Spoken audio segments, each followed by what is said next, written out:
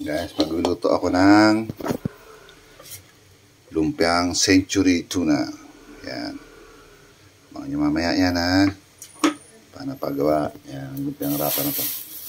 Yan, bumili na ako kanina ng lumpiang wrapper. Nagiling na ako ng buyas, tsaka bawang at carrots. Yan. Mamaya na yung ano. Yan, halo-halo.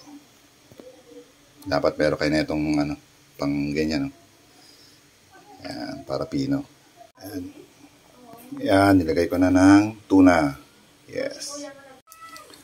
Yan, lagyan ng salt and pepper to taste. Yes.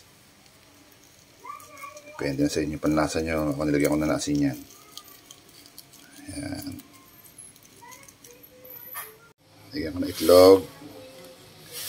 Breadcrumbs.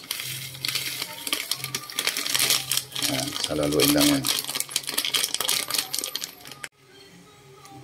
Haluin lang hanggang sa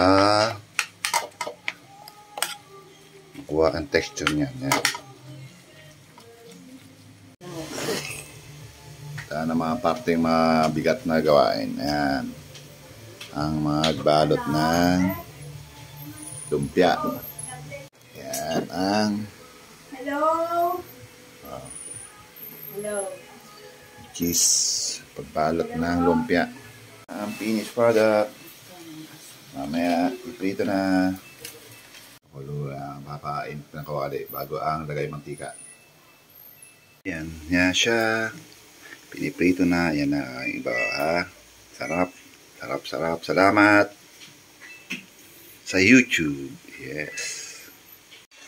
Yan na ang finished product. Yes. Thank you. Salamat po sa Gracia.